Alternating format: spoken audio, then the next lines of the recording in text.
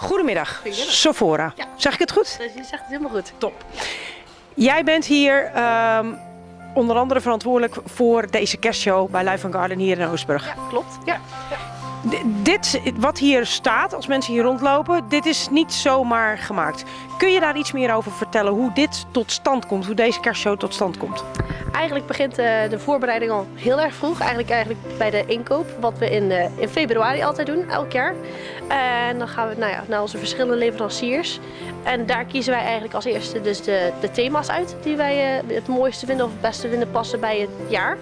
En thema's zijn kleuren, neem ik aan. De thema's. Dus eigenlijk nu bijvoorbeeld staan we in een bepaald kleurenthema. En dan verderop hebben we weer een andere samenstelling. Dus dat noemen wij een thema. Ja. Dus in februari kopen we eigenlijk alle spullen al in.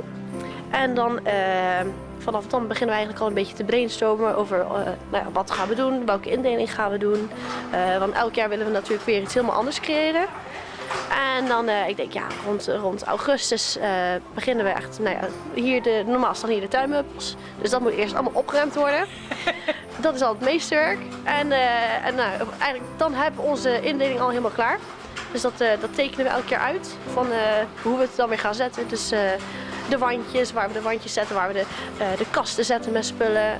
Of welke meubels we eventueel nog gaan gebruiken. Dus een hele voorbereiding al. Ik zie hier zo'n bankje staan, die zie ik nu in zwart en wit staan. Ik kan me voorstellen dat dat volgend jaar een andere kleur heeft. Ja, dat was origineel niet. Dus dat hebben we nu speciaal inderdaad voor dit jaar geschilderd. Dus heel veel schilderwerk natuurlijk. Elk jaar zijn alle wanden weer andere kleurtjes. Dus de verf gaat er flink doorheen bij ons. Dus ja, het verven begint inderdaad ook al in augustus, september. Eigenlijk zeker augustus wel, zodat we het in september kunnen gaan neerzetten. Ja. En dan eigenlijk het laatste, dat is het makkelijkste werk tussen haakjes, is het inrichten. En dat begint dan vandaag oktober.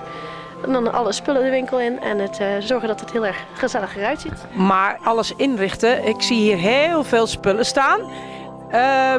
Dat is niet zomaar gebeurd volgens mij. Nee, dat is natuurlijk ook een hele klus. Bepaalde spulletjes die zet je neer en dan vervolgens denk je, het is het toch helemaal niet. Dus dan zet je het weer op een andere plek. Dus daar zijn we ook wel een tijdje mee bezig. Ja. Hier staan we nu in wat bedektere kleuren. De rood-groen staat aan de andere kant. Wat zijn mag ik nieuwsgierig zijn, wat zijn de kleuren voor volgend jaar? Waar mag ik dan ongeveer aan denken? Nou, eigenlijk voor volgend jaar vind ik eerlijk gezegd niet heel veel spannender worden. Eigenlijk een paar aanpassingen die wij zelf hebben gedaan aan de thema's voor dit jaar zijn eigenlijk de trends voor volgend jaar geworden. Dus we moeten nog even kijken wat we kunnen gaan aanpassen om het toch weer vernieuwend te maken. Maar de grote lijnen blijven een beetje hetzelfde. Want uiteindelijk, je hebt maar een bepaald aantal kleuren dat er bestaan waar je mee aan de slag kan. Maar verder ga ik er nog niks over zeggen, want dat moet natuurlijk een verrassing blijven. Blijft een verrassing natuurlijk.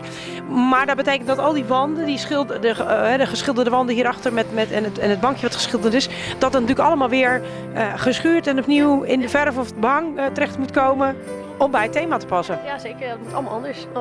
We houden, het is nu mooi geweest, maar volgend jaar moet het helemaal anders zijn. Dus dat is zonde. Maar Ik vind het bijzonder dat het een zwart-witte looproute is met alle kleurenthema's erin. Dus ik ben ontiegelijk, vond ik het heel erg leuk om dat nu op deze manier zo verrassend terug te vinden.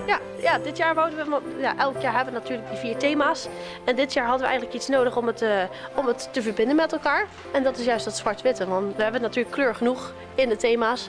Dus dat zwart-witte wouden we dan om de overgang rustig te houden. En dat het mooi verbonden wordt met elkaar. Dus jullie hebben nu, denk ik, ongeveer 2,5 maand, 8 weken rust, zeg maar. Voordat jullie weer opnieuw op weg gaan naar de volgende kerstmarkt. Ja, het begint rustig natuurlijk met het inkopen. Maar uiteindelijk is het weer all hands on deck om het weer helemaal tip-top in orde te krijgen. Dus ja. Nou, mag ik je heel veel succes wensen voor volgend jaar? Ik ben heel benieuwd naar volgend jaar. Maar goed, ik moet nog even een jaartje wachten. Veel succes en dankjewel.